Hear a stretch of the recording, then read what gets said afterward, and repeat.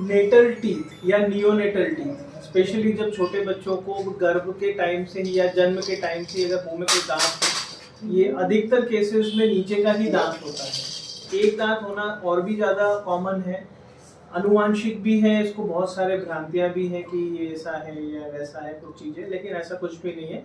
Basically बहुत simple सी बात है, जैसे कि हम कोई बीज बोते हैं जमीन में, तो गहरा बो देते तो उसको आने में टाइम लगता है और ऊपर ही रहता है तो ऊपर ही अंकुरित हो जाता है।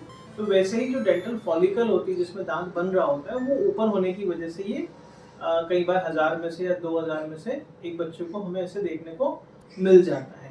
अब ये क्या है, ये क्या है, एक्स्ट्रा दांत है या क्या दूध का दांत है जो जल्दी आ गया? तो अगेन करीबन 80 से 90% केसेस में ये दूध का ही दांत होता है जो ऊपर जल्दी आ जाता है। ठीक, तो जो गर्भ के मतलब बर्थ के समय अगर दांत आ जाए तो उसको नेटल टीथ बोलते हैं। 1 महीने के अंदर अंदर अगर उगा है तो उसको नियोनेटल टीथ बोलते हैं, या 3 महीने और 1 महीने की उम्र के बीच में निकला है तो उसको अर्ली इन्फेंसी टीथ बोलते हैं। 3 महीने के बाद और 6 महीने के आसपास जो दांत निकलते हैं वो नॉर्मल निकलते हैं। ठीक है, तो अब जैसे यहाँ पे बड़ा दिलचस्प है इसीलिए हम ये वीडियो भी रिकॉर्ड कर रहे हैं, नहीं तो नेटल ट्यूब और नियोनेटल ट्यूब तो काफी आते हैं। बट आप आए हैं बिटिया की कितने साल की उम्र में?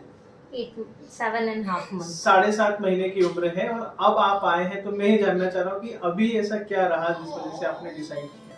नहीं मतलब हम लोग कंसल्टेशन की कोई इश्यू तो नहीं आएगा आगे उसके लिए। और आपने आसपास क्या सुना इस बारे में, जैसे आप बोल रहे थे कि किसी ने देखा नहीं है, मतलब ये फर्स्ट टाइम है सबने देखा हमारे आसपास। और आप कहाँ से आए हैं? नागदा से। नागदा से। तो आप काफी दूर से आए, हमें बड़ा अच्छा लगा कि आप वहाँ से हमसे मिलने के लिए आए हैं जिस पे, और हम आपको इसमें हेल्प कर पा रहे हैं। तो अब यहाँ पे समझना है कि ये दांत होने से दिक्कतें क्या है, क्या ये गलत है, सही है, क्या है। तो 90% केसेस में अगर ये कोई हिलता डुलता नहीं है या फीडिंग करने में कोई दिक्कत नहीं है तो ये इट्स अ नॉर्मल पार्ट। ठीक है, दिक्कत कहाँ आती है? जब ये एक्सेसिव हिलता डुलता है। क्यों? क्योंकि दांत की जड़ें नहीं बनी हुई होती है ना। तो ये जड़ अगर नहीं है तो दांत क्या है, स्तनपान करते वक्त या बच्चे की ज़बान हिलाते वक्त गिर सकता है और वो पेट में या श्वास की नली में जा सकता है। ये सबसे बड़ा डर है।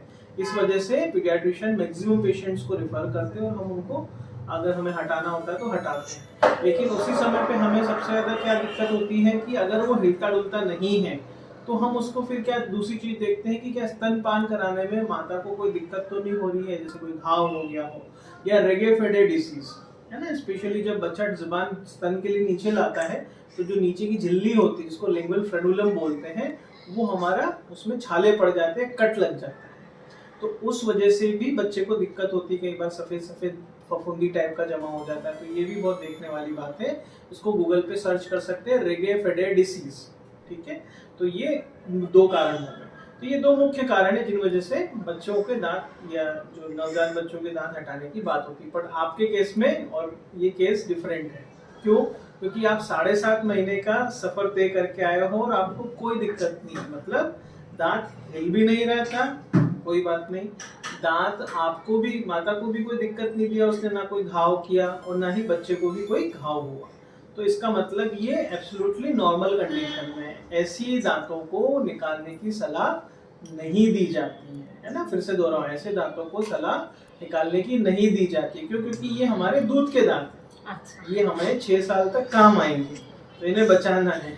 ठीक, तो एक तो ये मैसेज हो गया। अब दूसरा ये कि स्तनपान की वजह से मैं जो देख रहा हूँ वहाँ पे दांत में एक ऊपर तो ऐसा लग रहा है कि व्हाइट है, और जो जड़ के पास वाला हिस्सा, मसूड़ों के पास वाला, वो थोड़ा पीला पड़ गया है या कहेंगे गल गया है।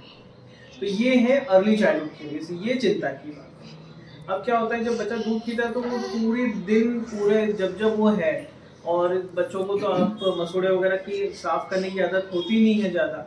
तो एक मैसेज और, अगर दूध का दांत हिल नहीं रहा है और ये जल्दी आ गया है तो उसकी साफ सफाई पे बहुत ज़्यादा ध्यान देना होगा, क्योंकि उसके आसपास दूध जमा होगा, वो कैविटीज करेगा, उसको होगी कैविटीज, ठीक है ना। इसको बोलते हैं अर्ली चाइल्डहुड। तो ये हमें उसको बढ़ने से बचाना है। उसके लिए हम फ्लोराइड वार्निश ट्रीटमेंट से शुरू करेंगे ताकि दांत की सरफेस स्ट्रांग हो जाए, और घर पे आप ब्रश करेंगे या सिंपल कॉटन के कपड़े से कैसे साफ कर सकते हैं, इसके ऊपर भी एक वीडियो है हमारा, वो जरूर आप देखिएगा कि नवजात बच्चों को कैसे मुंह की सफाई करनी है, जिन बच्चों को दांत 1-2 आए उनकी कैसी सफाई करनी है।